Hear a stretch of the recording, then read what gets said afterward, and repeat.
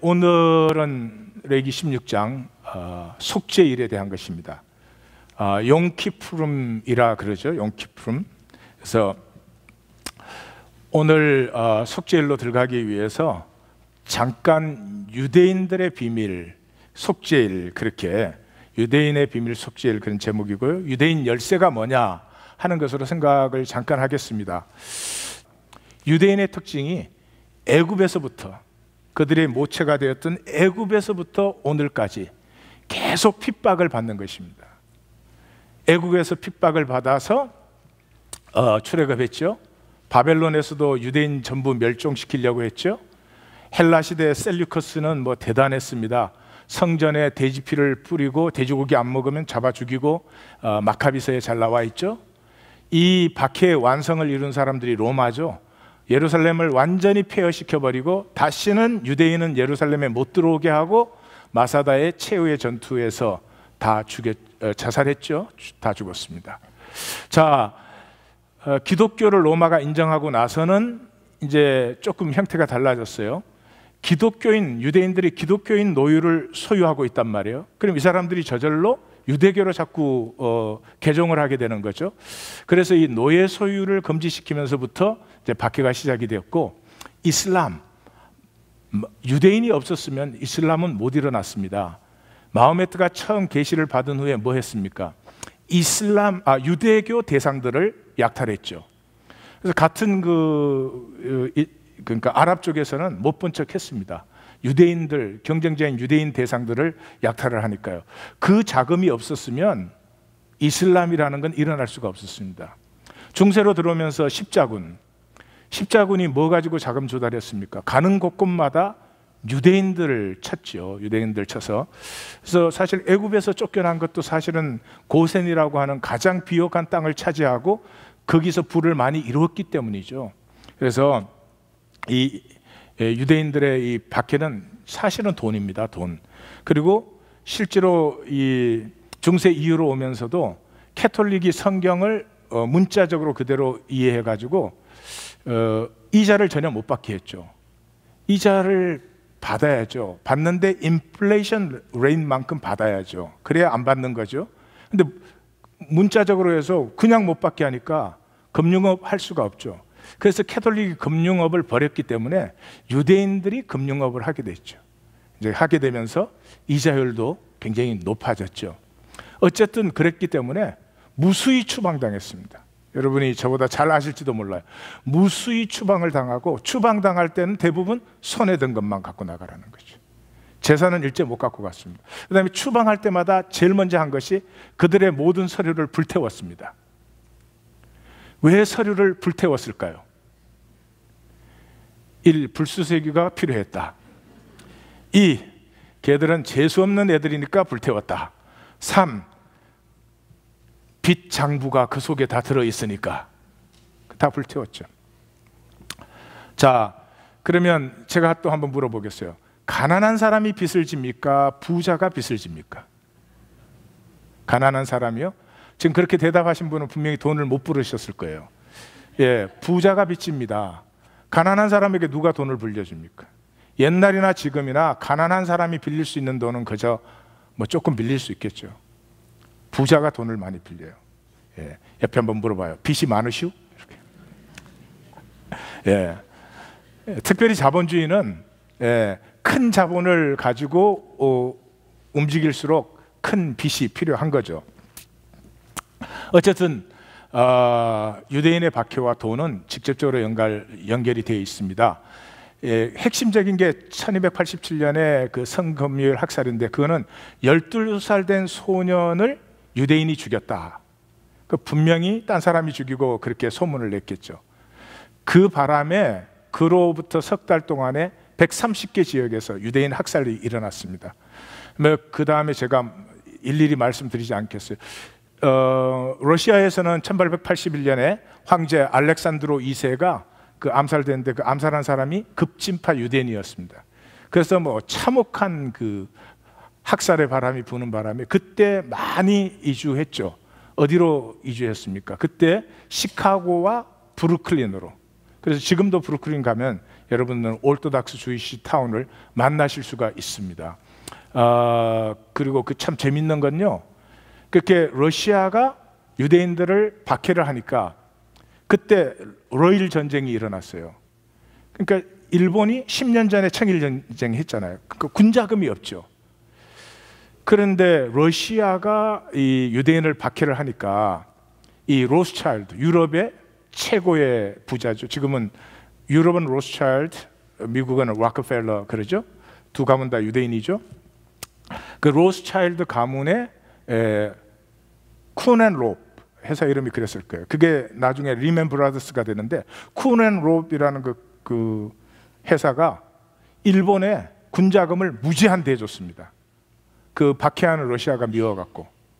그래가지고 괜히 돈 빌려주는 바람에 우리만 어떻게 됐어요? 그리 참 세상 역사가 이상해요. 뭐 등등등 해서 600만이 죽은 홀로코스트까지 유대인의 역사 참혹하죠. 그런데 그렇게 핍박을 받은 민족, 숫자가 많으냐? 숫자가 많지도 않아요. 21세기 들어오기 전까지 전 세계를 다 합해야 500만이 약간 넘었습니다. 근데 그 사람들이 현재 이 사회가 가지고 있는 정치, 경제, 문화, 예술, 문학, 스포츠 모든 인스티튜션을 유대인이 다 만들었습니다. 올림픽 우리면 난리치죠. 월드컵 다 난리치죠. 누가 이거 한 거죠? 다 유대인들이 상업화시킨 겁니다. 어쨌든 이 유대인들은 구약 말씀을 붙들고 하늘의 신령한 복은 모르는데 땅의 기름진 복은 확실하게 잡고 있습니다. 좋은 일인지 안 좋은 일인지 그건 끝에 가서 볼 일이지만, 분명한 것은 이 세상의 이 역사의 그 주도권을 유대인들이 잡고 있다. 그럼 그 무지막지한 고난 속에서 유대인들이 이렇게 장악할 수 있었던 열쇠가 뭐냐 하는 것을 오늘 속죄일에서 만나셔야 됩니다. 대속죄일이라고 부릅니다. 염하 카페림. 그래서 염 카페림, 그렇게 염 카페 미음자가 묵음하되다시피 그렇게 하죠. 염은 날이고요. 하는 이제 정관사 더가요. 그다음 카페림이라는 말은 카팔이라는 단어의 복수형입니다. 엘로힘, 그러면 하나님에게 복수를 붙이잖아요.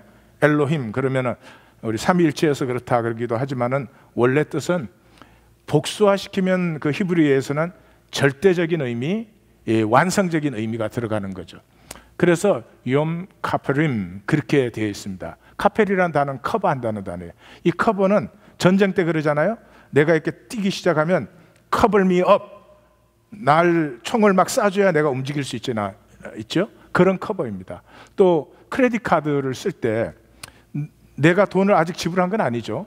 그렇지만 지불일이 될 때까지 크레딧 컴퍼니가 나를 커버를 해주는 거죠. 커버업 해주는 거죠. 예, 그런 의미의 커버입니다. 그래서 그 지성소에 들어가면은 언약궤를 덮는 뚜껑이 있어요. 그리고 양쪽에 그룹 천사가 이렇게 둘이 날개가 맞닿아 있는데 그 뚜껑을, 커버를 속죄소라고 부릅니다. 자, 성경의 속죄일로 들어가기 전에 현재 이스라엘에서 유대인들이 속죄를 지키는가? 물론 여기에서도 지키고 있습니다. 그 이스라엘의 유학 갔다 온 사람들의 얘기를 들으면 이분들이 얼마나 철저하게 이걸 지키는지 깜짝 놀라죠. 유대력으로는 5776년인데 설날이 로시 하샤나입니다. 근데 로시 하샤나 되게 이렇게 부르죠. 로시 하샤나가 나팔절, 새해가 시작되는 것. 나팔절이란 말은 우리의 제야의 종소리, 그 똑같은 거죠. 그런데 이제 종교력으로는 6개월 전인 6월절을 종교력의 1월로 치기 때문에 진짜 농력으로 1월인 이 달이 7째 달이 돼요. 그래서 7월 1일이 설날이고 그때로부터 10일째 되는 날이 대속죄일이에요. 용 키프림이 그때 오는 거죠. 여기까지 따라오셨어요? 아무 상관이 없는 얘기 같아 보이니까 근데 굉장히 중요한 얘기입니다. 이때가 되면 지금 이스라엘은 학교, 공관서, 회사 문 전부 닫습니다. 그리고 그 기간 동안에 1년의 회개를 합니다. 그러니까 성경에서는 속죄 일에만 회개를 하게 돼 있는데 지금 이스라엘은 설날 딱 지나면서부터 이 속죄일까지, 그러니까 한 9일의 기간, 일주일이 약간 넘는 기간 전체를 금식하면서 회개를 합니다. 이 기간 동안에는 차량을 쓰지 않고요, 가죽 신발을 신지 못하고, 단장하지 않고, 잔치에서 일해서도 안 되고, 농담해서 안 되고, 노래 불러서도 안 되고, 우리 조선시대의 부모님 장례를 생각하시면 아마 분위기가 비슷할 것 같아요. 그리고 이 시간의 대부분을 해당해서 반성과 회개를 실천을 합니다. 그래서 그 유학 갔다 오신 분들 얘기 들으면 이 대속죄일이 되기 전에 이렇게 이 통닭 사들고 막 가는 사람, 그래서 어디 가냐 그러면 그 누구 찾아가는데 걔하고 나하고 1년 내내 원수였다. 근데 이제 이 대속죄일이 오니까, 욤 키프림이 오니까 이거 어떻게 가만히 있을 수는 없고 서로 용서하고 용서받으러 간다. 아이들까지도 조그만한 선물을 싸가지고 찾아가요, 친구를. 그래서 어디 가느냐 물어보면은 그 친구가 하도 자기를 괴롭게 해서 그 친구 죽으라고 그렇게 기도를 많이 했대요. 근데 이제 이 욤 키프림, 대속죄일이 오기 때문에 대속죄일 오기 전에 용서를 구하러 간다, 이런 얘기를 해요. 그러니까 유대인들은 특징이 1년에 한 번, 그것도 일주일이 살짝 넘는 기간을 굉장히 심각한 자기 성찰과 용서를 한다. 그걸 꼭 기억을 하십시오. 자, 그러면 이제 성경에 대속죄일이 어떻게 진행되는지를 한번 보겠습니다. 16장 시작하자마자 아답과 나비후가 지성소 함부로 들어갔다 죽었지, 그러니까 함부로 들어오면 안 된다, 그렇게 경고부터 해놔요. 그 다음에 이제 대제사장은 7일 전부터 격리시켜요. 왜냐 그러면 대제사장이 시체 옆을 모르고 지나갔다 그럼 부정해졌죠. 부정은 일주일 동안 부정해지니까 대속죄일이 왔는데 대제사장이 부정한 거예요. 그러면 전 국가가 난리가 난 거죠. 그래서 그렇게 되지 않으려고 7일 전부터 격리를 딱 시킵니다. 그리고 제사장들은 이제 성막을 청소하고, 이건 예수님 때 얘기지만은, 예수님과 예수님 오기 전 그 시대 얘기지만은, 장로들이 대제사장을 교육시켜요. 왜 장로들이 대제사장을 교육시켜요? 원래 대제사장은 어느 지파에서 나와야 되죠? 예? 레위 지파에서 나와야죠. 예. 레위 지파에서 나와야 되는데 그 로마가 식민지화 시킨 다음에 대제사장은 누가 했을까요? 로마하고 친한 사람이 했어요. 예. 그건 권력 자리였지. 그러니까 심지어는 그 왕을 이방인이 했잖아요. 에돔 사람이. 헤롯은 에돔 사람 아니에요. 그러니까 대제사장이라고 로마로부터 인주는 받았지만 아무것도 모르는 거죠. 그래서 장로들이 대제사장을 놓고 이제 어떻게 해야 된다 교육을 시키는 거죠. 그 다음에 이제 전날 밤, 유대인은 저녁부터 하루가 시작되잖아요. 그러니까 전날 밤 그 하루가 대속죄일이 시작되면 제물을 선택합니다. 제물을 그 많은 제물들 중에서 이제 이 대제사장이 제사드릴 제물을 선택하고 제사장들을 제비뽑기를 해요. 제사장들을 제비뽑기를 해가지고 대개는 이제 세 분야에서 제비를 뽑는데요. 제단과 제물을 관리하는 제사장 그룹, 그 다음에 떡과 포도주, 떡도 그 6월절에 사람이 얼마나 많습니까? 그 사람들을 다 먹여야 되는 거니까 엄청난 거죠. 그리고 분향과 촛대를 담당하는, 그 우리로 말하면 예배단 사역과 그 다음에 친교팀 사역과 그 다음에 교육단 사역 뭐 이렇게도 볼 수 있을 거예요. 그렇게 해서 이 대속죄일에 그 성전 안에서 움직이는 제사장 수가 몇 명이나 됐을 것 같아요. 놀라지 마십시오. 최소한 500명이었습니다. 소 한 마리 제사를 드리는데 제사장이 25명 필요합니다. 잡고 껍질 벗기고 각 뜨고 부분별로 처리하고 25명. 그러니까 500명 이상이 필요했습니다. 자, 그렇게 해서 대속죄일에 동이 트잖아요. 동이 트면은 제일 먼저 대제사장은 자신을 위해서 준비합니다. 그건 뭐냐 그러면 자신과 자신의 가족을 위한 속죄제를 먼저 드려야 돼요. 그래야 백성들을 위한 속죄제를 드릴 수 있으니까. 그래서 속죄제 수송아지와 번제 제물 수양을 준비합니다. 그 다음에 목욕을 하고 대제사장의 옷을 다 벗습니다. 견대, 흉패, 띠, 관 다 벗습니다. 그리고 세마포로 된 속옷과 속바지와 띠와 관을 씁니다. 다시 말해서 대제사장이라는 기능은 하나님 앞에 나아가지 못합니다. 뭐가 나가야 되죠? 자신이 나아가는 거죠. 세상에서는 우리가 뭘로 살죠? 기능으로 삽니다. 전부가. 세상에서 우리가 보는 것도 기능밖에 없습니다. 세상에서 할 것은 기능밖에 없습니다. 세상 가서 한번 그래 보세요. 난 존재로 살아요. 그러면 그날로 네 혼자 잘 놀아 그럴 거예요. 그렇지만 하나님 앞에 갈 때는 내가 나갑니다. 기능 가지고는 우리가 플레이를 많이 하죠. We play games. 그러나 나 자신에 대해서는 게임이 없죠. 게임이 없죠. 그것이 하나님 앞에 나아가는 길이죠. 그 다음에는 이제 백성을 위해서 제물을 준비해요. 속죄 제물은 수염소 2마리, 번제물로 수양 1마리 그렇게 준비를 합니다. 그리고 먼저 대제사장, 자기와 가족을 위한 그 제물을 잡습니다. 제물을 잡으면 잡아놓고요. 피는 받아가지고 제사장이 하나 그걸 응고되지 않게 젓고 있습니다. 그 다음에 이제 백성을 위한 그 속죄 제물은 염소 2마리라 그랬죠? 그 2마리를 놓고 제미를 뽑아요. 하나는 여호와를 위한 염소가 되고 하나는 아사셀을 위한 염소가 돼요. 아사셀이라는 말은 에즈가 염소고 아젤 그러면 떠나다 가버리다 그런 뜻이에요. 그래서 멀리 떠나보낸 염소 뭐 그런 뜻이죠. 그 아사셀 염소로 제비가 뽑힌 염소는 뿔에다가 붉은 천을 묶어 놓습니다. 그래서 그까지 하면은 이제 모든 준비 단계가 끝난 것입니다. 그 다음에 이제 대제사장이 지성소로 나아가서 이제 제사를 드리게 됩니다. 자, 그래서 지성소에 나가는데 제일 첫 번째, 자기 자신을 위해서 속죄제를 드린 수송아지를 먼저 잡습니다. 그리고 피를 받아서 제사장이 젓고 있을 때 먼저 분향을 합니다. 분향은 향로의 번제단에 불을 향로에 담아가지고 지성소에 갖다 놓고요. 그 다음에 다시 두 손에 곱게 간 향 전체를 가득히 담아가지고 가서 향 번제단 위에다가 향을 피우는 것입니다. 그러면 이제 그 지성소 전체가 이 향의 연기로 가득하게 되죠. 그 다음에 이제 다시 나와서 그럼 지금 몇 번째 들어가는 거죠?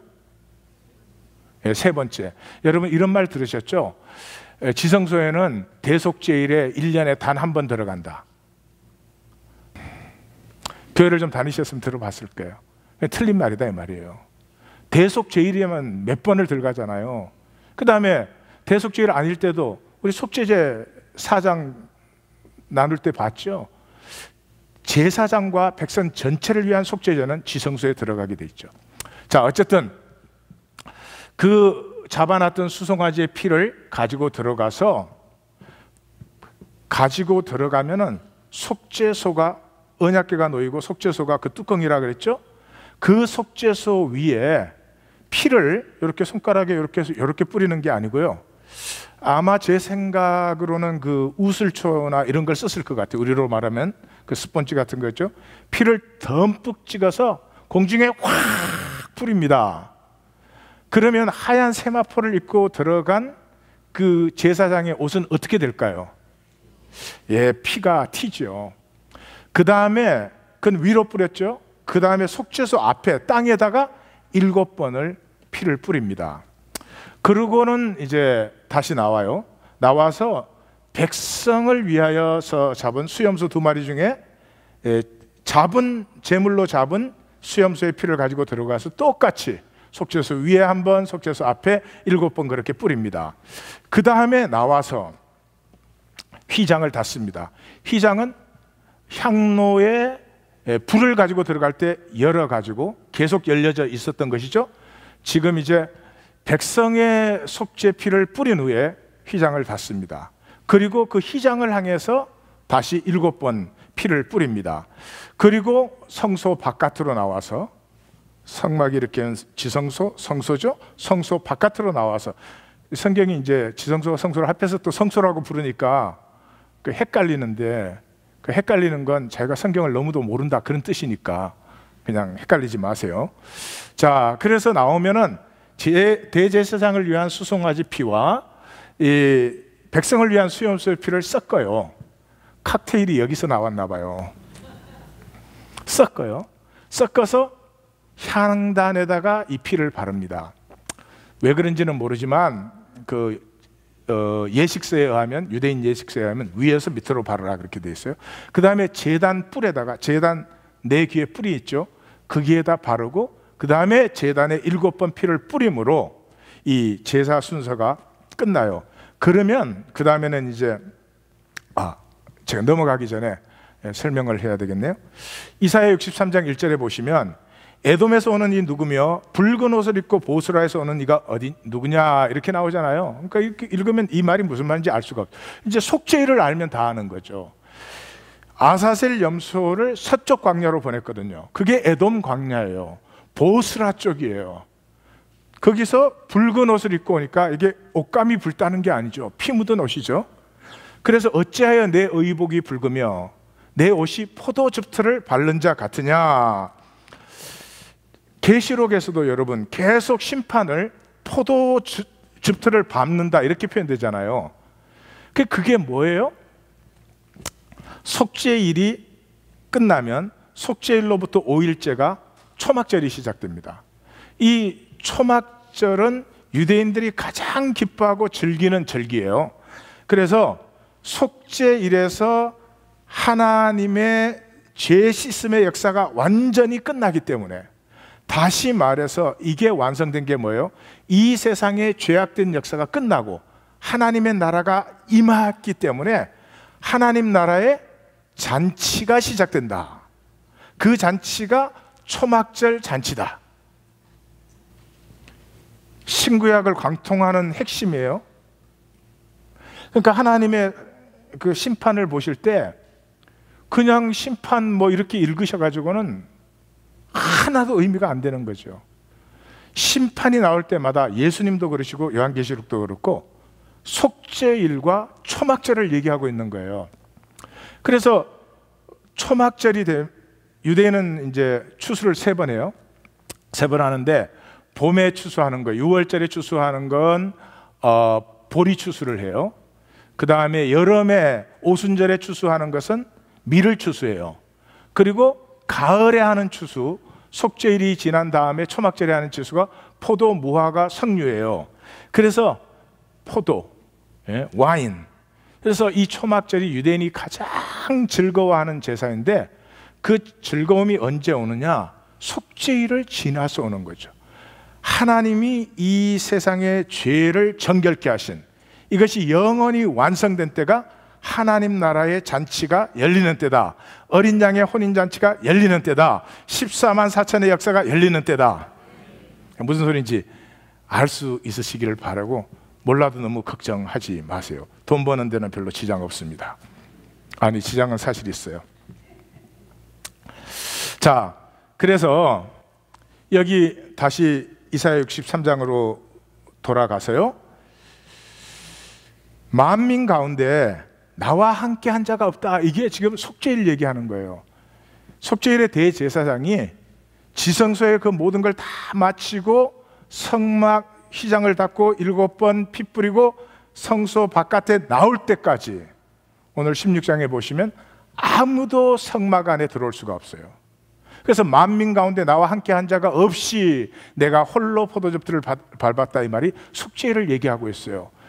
그리고 홀로 포도즙들을 밟았다는 것이 바로 심판을 얘기하는 것이고, 심판은 초막절에 이루어지는 것이죠.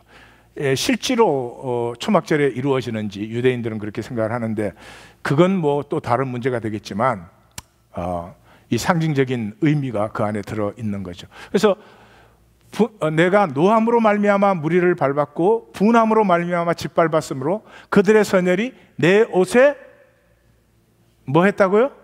튀었다. 이거 시간 있으면 내가 노함으로 분노함으로 이런 말들 나오잖아요. 그래서 성경에서는 구약도 그렇고 신약도 그렇고 이 심판의 날을 표현할 때 보복의 날, 구약에서는 여호와의 보복의 날, 신약에서는 계시록에서는 여호와의 신원의 날, 보복이든 신원이든 의미는 revenge, 똑같이 복수의 날이라는 거죠. 그래서 무엇을 복수하느냐? 이 땅의 죄와 거짓은 반드시 그 결과를 만난다. 다시 말씀드려요. 이 땅의 죄와 거짓은 반드시 그 결과를 만난다. 내가 거짓했는데, 내가 죄 지었는데 지나가면 없어진 것 절대로 아니다.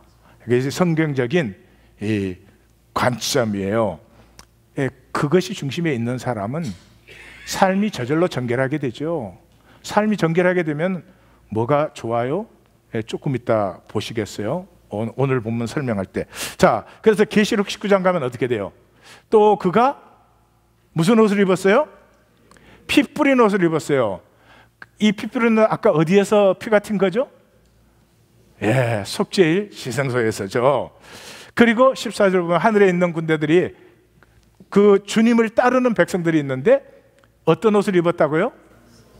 희고 깨끗한 세마포 옷을 입었다. 그러죠. 이 쿠니드레이, 지금 유대인들은 쿠니드레이라고 그래서 이렇게 머리에서부터 이렇게 뒤집어 쓰는 옷. 영화 볼 때 이렇게 나오죠. 예수님 영화 볼 때도 나오죠. 머리부터 뒤집어 쓰는. 그러니까 후드도 성경에서부터 나온 거예요. 왜? 그 세마포로 된 흰 쿠니드레이를 입어요. 지금도 속죄일에 입어요. 그래서 여기 그 희고 깨끗한 세마포를 옷을 입고 백마를 타고 이렇게 할 때 이게 속죄를 얘기하고 있는 것이다. 하나만 더 얘기할까요? 계시록 14장에 보시면 그 마지막 이제 계시록 12, 13, 14장은 이 환난의 역사가 막 진행되고 또 환난의 역사가 이거 끝나면 이제 마감이 되는데 그 사이에 왜 이 인간 역사는 환난의 역사인가 하는 영적인 이유를 보여주는 거죠. 그래서 12장에 사탄이 누구냐, 13장에 세상 권세가 누구냐, 14장에 14만 4천에 그 사탄과 세상 역사가 끝난 다음에 열리는 하나님 나라의 잔치를 얘기하는 게 14장이에요. 근데 그게 뭐라고요? 포도를 거둔다고 되어 있어요. 포도를 거둔다고. 포도는 언제 거둔다고요? 초막절에. 정답은 익었을 때예요. 근데 포도가 익는 게 초막절이에요. 그러니까 여기에서도 속죄일과 초막절을 가지고 이해를 하셔야 돼요. 무조건 와서 나쁜 사람들 혼내는구나 그런 것이 아니고요. 하나님 앞에 부정함과 제약됨이 완전히 어떻게 돼야 돼요? 정결해진 그때 하나님 나라의 잔치가 시작된다 이런 거죠. 자, 이제 그 다음에 지금 어디 하다가 설명했죠? 마지막으로 수송아지의 피와 수염소의 피를 섞어 가지고 향단과 제단에 바르고 제단 앞에 7번 뿌렸죠. 그 다음에 이제 아까 제비 뽑아 나왔던 아사셀 염소를 이제 보내는 것입니다. 보내기 전에 대제사장이 두 손으로 안수를 해요. 오 주님, 하나님의 백성인 이스라엘이 하나님 앞에서 큰 죄. 그럴 때 여기 단어, 히브리 단어 아온이에요. 아온은 부정이에요. 제가 그랬죠? 하나님 앞에는 죄보다 부정한 것이 더 심각한 것이라고. 아온을 범했습니다. 오 주님, 주님 앞에 용서를 비하니 모든 죄 할 때 여기는 페사하라는 단어가 나와요. 반역이에요. willingly 하나님의 뜻을 따르지 않은 거. 그 다음에 허물. 우리는 죄를 굉장히 심각하게 생각하는데 세 가지 중에 죄가 제일 마지막에 나오죠. 하타, 비껴갔다는 말이거든요. 그 죄를 용서하여 주소서. 자, 그 예수님 당시에는 이제 벌써 사람들이 사니까 12마일 떨어진 절벽까지 끌고 가서 절벽에 떨어뜨려 죽는 거예요. 혹시 살아남으면 안 되니까. 그런데 12마일이면 한 20km 되잖아요.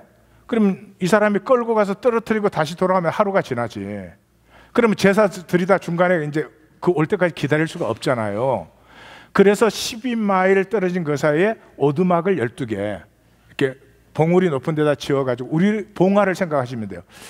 이 사람이 끌고 가서 딱 이 아사셀 염소를 떨어뜨리는 순간에 죽었다라고 이렇게 신호를 하면 저기서 받아서 또 신호 해가지고 예루살렘 성전까지 신호가 딱 들어가는 거예요. 예루살렘 성전에 신호가 딱 도착하면 그때는 뭐 하느냐? 번제와 아까 속죄제를 드렸죠? 속죄 제물에서 기름, 그 잘라놓은 것 있죠? 그 번제와 속죄 제물의 기름을 불로 태워요. 그걸 화제라 그러죠? 그걸 드리는 거죠. 그 다음에 그걸 드리고 나면은 대제사장은 오늘 우리가 읽은 레위기 16장과 레위기 23장 26절에서 32절을 보면은 속죄일 규례가 또 나와요. 그 두 가지를 낭독해요. 그 다음에 백성들을 위해서 8가지 복을 빕니다. 예수님이 산상수훈에서 몇 가지 복을 말씀하셨나요? 예, 8복. 그러니까 그 대사장들이 하던 그 8복은 조금 가짜다 이런 거죠. 진짜 복은 마음이 가난하고 뭐 이런 거죠. 자, 그 다음에 이제 세마포를 벗고 그 성막 안에서 목욕을 하고 이렇게 휘장을 쳐줘요. 목욕을 하고 그 다음에 대제사장 복장을 입어요. 이때까지 속죄제를 드린 거예요. 혹시라도 관심이 있으시다면 지금부터 이제 번제를 드려요. 자신과 백성을 위해서. 자신을 위한 번제 제물은 뭐였죠? 수양이에요. 둘 다. 그걸 번제로 드리고 그 속죄 제물에 기름 화제를 드리고 그러면 이제 아사셀을 떨어뜨린 자가 그때쯤 돌아왔잖아요.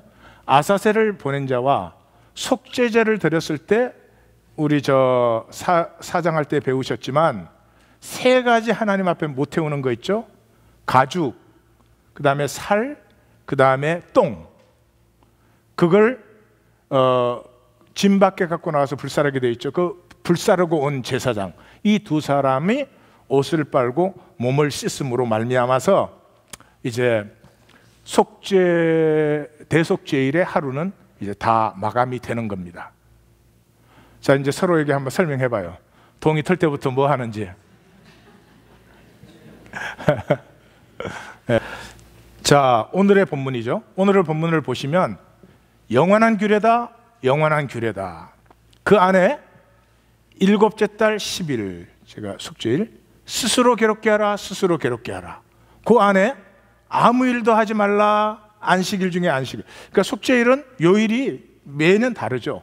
그럼에도 불구하고 안식일 중에 안식일이다. 일하지 말라 이 말이에요. 그러면 어떻게 되느냐? 너희를 정결하게 하리니 너희의 모든 죄에서 너희가 여호와 앞에 정결하리라. 3가지를 하죠. 첫째, 금식을 합니다. 금식을 하면 영혼이 굉장히 맑아집니다. 예, 전 금식을 많이 했잖아요. 제가 이제 금식하면은 우리 사무장님이 그때는 왜 그런지 맨날 꼭 같이 와서 금식했어요. 진짜 하나 감시했나 봐요. 한 번은 금식을 하는데, 금식을 하면 이제 뭐 기도, 산책 기도, 묵상, 성경 읽기, 그 외에 할 일이 뭐가 있어요. 제가 이제 앉아가지고 성경을 읽는데요. 이게 맑아지기 때문에 성경을 이렇게 읽지를 않습니다. 성경이 이렇게 들어와요. 이렇게 쫙. 그래서 이렇게 계속 읽고 있는데 사무장님이 날 보고 그러더라고요. 근데 전사님인데, 전사님 성경을 왜 계속 넘기고 계세요? 그러더라. 심심해서 넘기는 걸 눈치챘어.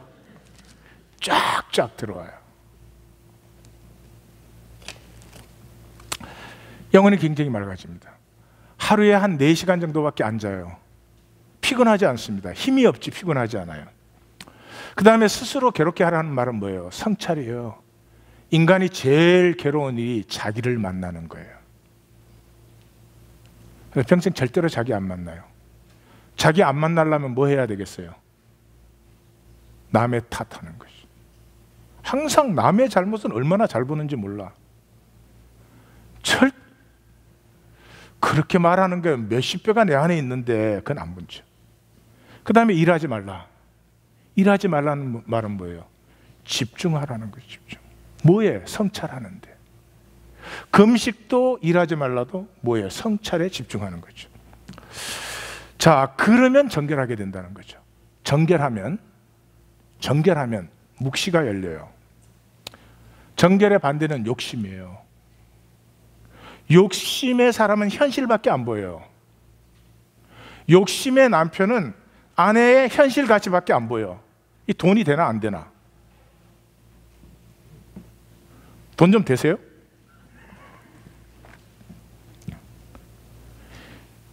이 욕심의 아내는 남편의 현실 가치밖에 안 보여요. 욕심에 사로잡히면 현실이 전부잖아요. 현실 계산 대책. 그 굉장히 또 똑똑한 줄 알아. 마음이 깨끗하면, 여러분, 현실이 있는 이유는 현실이 있는 원인이 있잖아요. 보이지 않지만, 지금 오늘 우리가 이렇게 모인 예배의 현실 속에는 우리 각자 살아온 삶과 우리의 믿음과 어마어마한 실제가 현실 밑에 있잖아요. 깨끗한 사람에게는 묵시가 열려요. 현실만 보이는 게 아니라 현실이 있는 깊이가 보인단 말이에요. 만약에 아내가 아프다 그러면 저 아픔이 온 그 뿌리들이 보이기 시작하죠. 그러면 사람은 저절로 사랑이 솟아나요. 아픔이 느껴지면 사랑하게 돼 있어요. 지난주에 제가 가짜 몸을 얘기했지만요, 우리는 이 가짜 생각, 가짜 감정에 사로잡혀가지고 가짜 몸으로 살기 때문에요. 당연한 걸 전혀 못 누려요. 남과 남이 만나도 사랑하지 않겠어요? 남과 남이 만나도 그 사람에게 잘해주고 싶고 도와주고 싶지, 상처 내고 싶은 사람이 어디 있어요? 근데 부부로 만나서 상처 내거든요. 왜 그래요? 가짜 몸이 되면요, 당연한 실제를 상실해요. 현실이 전부야. 다니엘서는 그거예요. 다니엘서는 그게 전부예요. 다니엘이 1장에 시작하자마자 자기를 더럽히지 아니하리라, 자기를 더럽히지 아니하려고 욕심에서 정결해지니까 뭐가 열려요? 묵시가 열리죠. 묵시가 열리면 뭐가 보여요?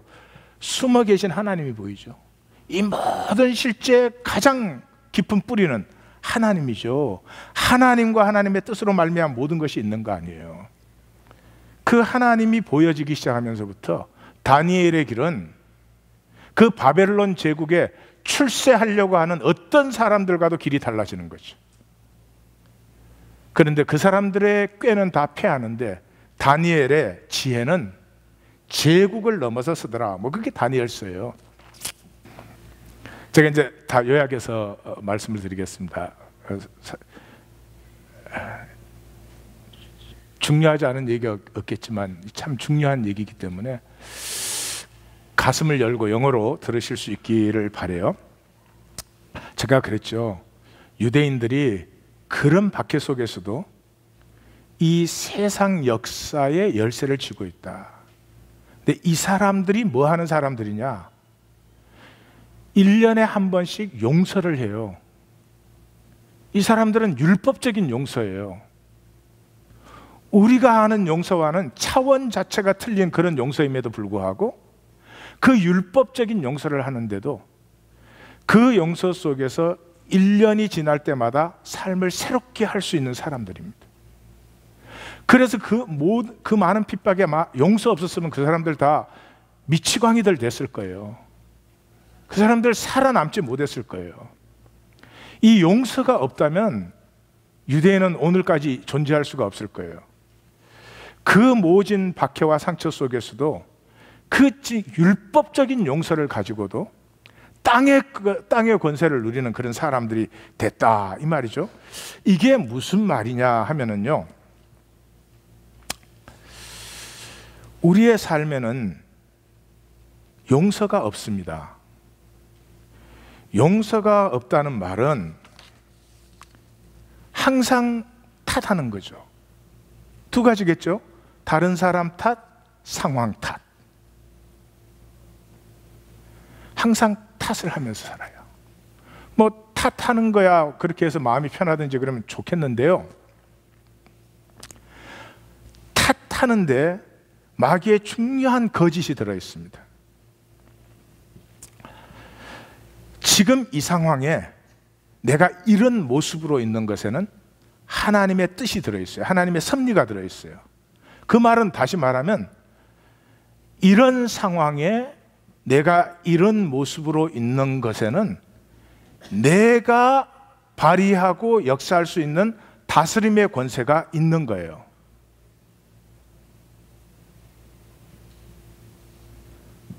Are you with me? 다시 한번 말씀드립니다. 다시 한번 말씀드려요. 내가 이런 상황에 현재 나의 모습으로 있는 거 행복하세요? 행복하게 생각하는 사람이 참 드물 것 같아요. 현재 이 상황에 내가 이 모습으로 있는 것이 하나님의 섭리예요. 하나님의 섭리라는 말은 그 상황에 지금 내가 그 상황에서 반드시 창조할 수 있는, 새롭게 할 수 있는 역사의 주도권이 나에게 있다. 한 번도 취소된 적이 없다. 그런 말이에요. 그런데 자, 이 어려운 상황에서 일어나 걷는 건 쉬울까요? 어려울까요? 예, 어려워요. 그럼 어떻게 하면 쉬워질까요? 탓하면 쉬워지지. 내가 이런 건 때가 안 좋아서 그래. 때를 못 만나서 그래. 아, 내가 이런 건 말이지. 아, 부모를 잘못 만나가지고. 예? 교육만 제대로 시켜줬어도 뭐. 그 사람은 또 교육시켰어도 공부 안 했을 사람이야. 예, 그렇지만 이제 탓이야 뭘 못하겠어. 자, 여기에서 한 걸음 더 나아갑니다. 지금 그 말은요, 핵심으로 바로 들어가니까 조심하십시오. 내가 하나님을 용서하지 않고 있는 것입니다. 말이 굉장히 이상하죠. 하나님을 용서하지 않고 있습니다. 그게 어려우면 제가 이렇게 표현하죠. 이학권이를 이 모습으로 만들고 이 시대에 이 자리에 보내신 건 누구죠? 하나님이세요. 근데 내가 나 생긴 거 마음에 안 들어. 조금 더 잘생겼더라면 얼마나 좋을까. 그럼 설교 길게 해도 좀 덜 나무랄 거야. 그지요? 그지. 예. 그 다음에 또 뭐 이렇게 생각을 해요. 내가 머리만 조금만 좋았더라면. 예. 제가 머리 깎으러 갔는데 이렇게 좀 움직이세요. 근데 이게 잘 못 움직이니까 IQ가 70이 안 되는군요. 이러더라고요. 머리가 조금만 좋았으면 좋을 텐데. I am talking about we. 자기의 자기됨 받아들이신 분 있으세요?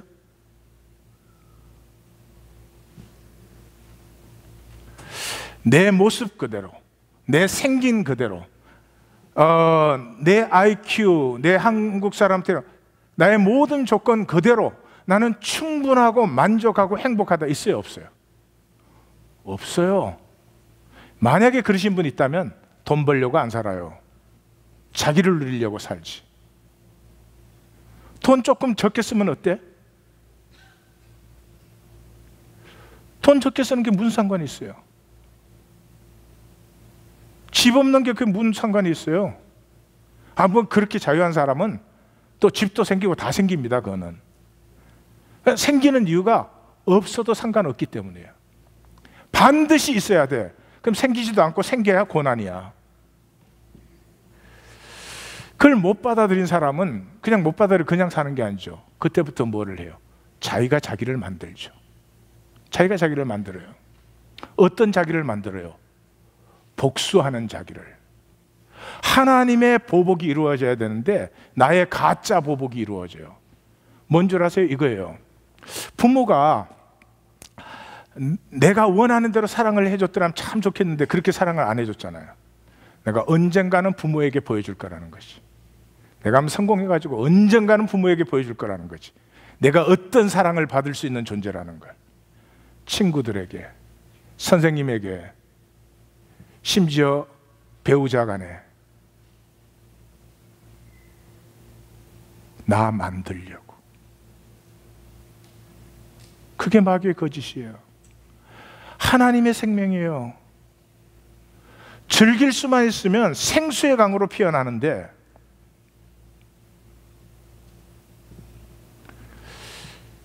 기독교라는 종교 왜 가져요? 나 만드는데 하나님 조수시키려고. 하나님 안에 자유 만나려는 게 아니에요. 하나님의 사랑을 만나려는 게 아니에요.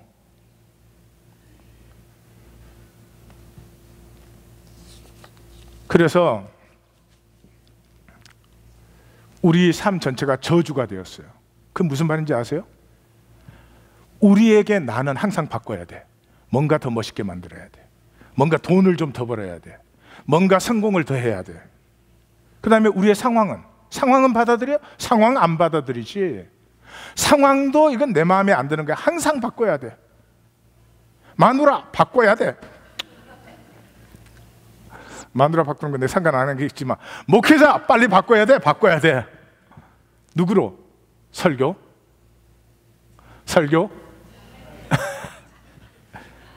바꿀 기회 드리겠어요. 곧 드릴 테니까 너무 걱정하지 말아요. 이거 어떻게 고치죠? 이거 어떻게 고쳐요? 내가 나인 것이 싫어서, 하나님이 창조한 내가 싫어서 세상 거짓에 속아서 나를 바꾸려는, 나를 뜯어 고치려는, 내 상황은 전부 내 마음에 들어야 되고 나의 세계는 전부 내 마음대로 돼야 되는 이 거짓 어떻게 고쳐요? 이 거짓, 나 존재와 내 삶을 내 스스로 저주로 만들어버린 이 거짓을 어떻게 고치느냐고요. 하나님의 방법은 이거예요. 하나님을 용서하게 만들어요. 하나님을 용서하게 만들어요. 우리 히브리서 10장으로 한번 들어가 보십시다. 다 같이 읽어볼까요? 그러므로 형제들아, 우리가 예수의 피를 힘입어 성소에 들어갈 담력을 얻었나니. 자, 그러니까 우리는 선악과를 먹은 때로부터 하나님을 피하고 있어요. 기독교 종교 생활 왜 합니까? 하나님을 피하기 위해서. 제가 설명드린 부분이니까 여기 설명하지 않겠습니다. 하나님 피하기 위해서. 그런데 예수의 피로 말미암아 우리가 이제는 언제든지 성소에 나아갈 담력을 얻었어요. 그리고 그 밑에 이렇게 말해요. 22절 다 같이 읽습니다. 우리가 마음의 뿌림을 받아. 잠깐, 마음의 뭐를 받았어요? 뿌림을 받았어요. 지금 대속죄일 얘기하고 있는 거예요. 그 다음에 그래서 뭐를 했어요? 양심의 악을 깨닫고, 그 다음에 뭐 했어요? 몸을 맑은 물로 씻었으니. 대제사장이 피 뿌린 후에 나와서 뭐 했다고요? 목욕했어요. 그것을 통해서 뭐가 이루어졌다고요? 양심의 악을 깨달았어요. 양심의 악을. 우리는 양심이라는 건 다 선한 거라고만 생각하잖아요. 양심대로 산다, 저 참 양심적인 사람이다, 뭐 이러잖아요. 맞아요. 우리의 양심은 착하려고 엄청 애를 씁니다. 그리고 그렇게 착한 사람을 안 봐준다고 화가 나가지고, 예? 착하지를 말든지 그러려면. 양심의 악이 있어요. 양심의 악은 뭘까요? 착하고 깨끗하고 법대로 살려고 하고 도덕적으로 살려고 하는 양심의 악이 있어요. 그 악이 뭘까요? 나를 용납 못해요. 나는 더 잘생겨야 돼. 나는 더 성공해야 돼. 내 키는 더 커야 돼. 작아야 돼. 내 베들레헴 받아들일 수 없어. 잘하라는 영성은 안 잘하고 왜 베들레헴이 잘하는 거야? 아침에 또 양복 입느라고 얼마나 고생을 했는지 정말.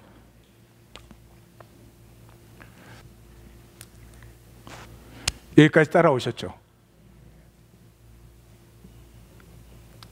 십자가를 만나야 되는데요, 십자가를 보여주면 또 내가 나를 만드는 도구화 시켜버려요. 왜 십자가까지도 도구화 시키는가? 이 에고의 무지막지한 거짓. 에고가 싱싱하게 살아있으니까, 에고로 예배하니까, 에고로 찬양하니까. 간단한 얘기 아니에요? 근데 그 에고가 어디에서 무너지죠? 용서할 때예요. 용서할 때예요. 항상 탓을 했어. 근데 용서할 때 어떤 일이 일어나요? 용서한다는 것은 이 일에, 이 삶에 내가 이렇게 아프고 상처를 받고 이렇게 약하게 되었음에도 불구하고 여전히 이 아픔과 상처와 어려움 속에서 이것을 딛고 넘어서 나아가는 주권은 누구에게 있다? 나에게 있다. 이 선포가 용서예요.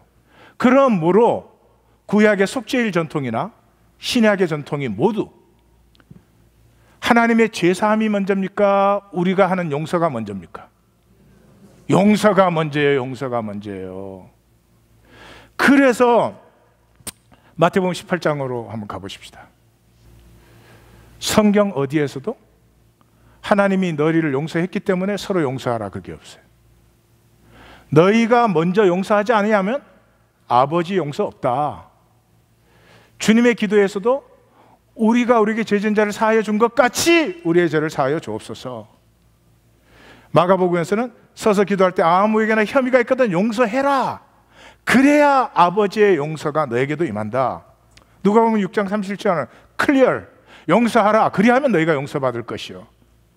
신약 서신에 와서도 똑같습니다. 이게 무슨 얘기인지 아십니까? 용서, 우리가 하는 용서라는 건 뭐 너가 죄가 없다 그런 얘기가 아닙니다. 그건 하나님의 권한이죠. 우리가 하는 용서는 이거예요. 너 때문에 내가 원치 않는 모습이다. 너 때문에 내가 원치 않는 상황이다. 너 때문에 내가 원치 않는 뭐 감정이다. Whatever it is. 그렇지만 네가 내 기분 좋게 해줘야 그 다음에 내가 내 자신으로 사는 게 아니라 네가 무슨 일을 하든 이 상황, 이 조건, 이 모습 속에 내 생명의 역사를 사는 주권은 나에게 있다. 나에게 있다. 그래서 팀쉘이에요. 팀쉘.